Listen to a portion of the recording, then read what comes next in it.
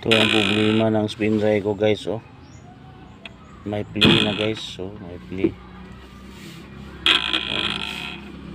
Sira na yung bearing guys.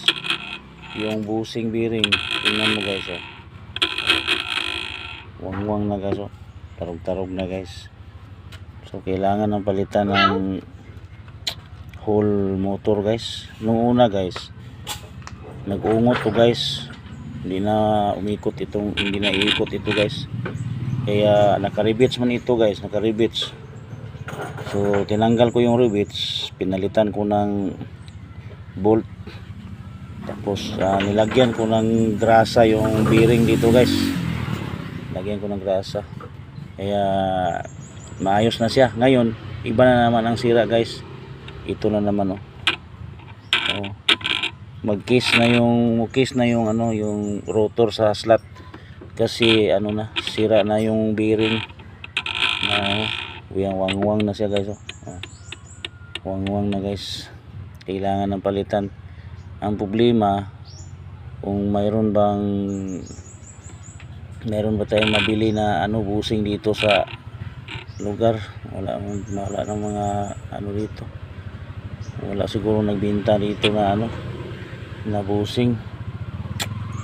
Ano lang guro, pag whole motor na lang yung bilhin mo, mayroong nagbenta dito.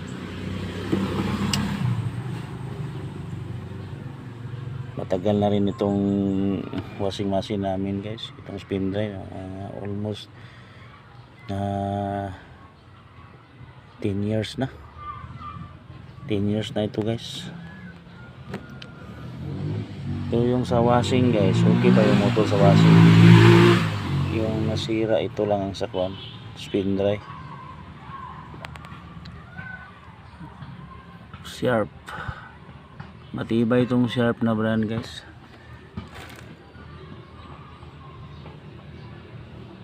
Sira na talaga. Subukan ko lagyan ng grasa to guys, para magamit kami kasi maglaba kami ngayon. Temporary lang guys, kasi wala pang ano.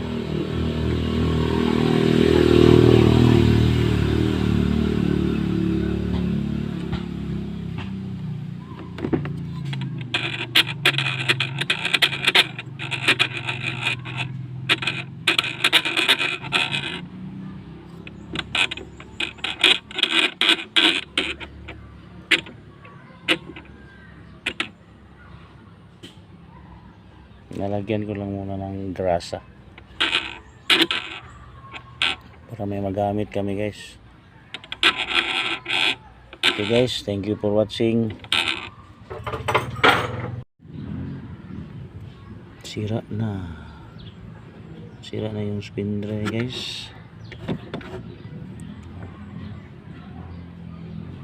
Spin drive motor ito guys, oh. Itong bushing bearing guys na ano na, hilis na guys. Wala man tayong mabili na ganito dito sa ano, lugar namin. So kailangan na ito budgetan guys.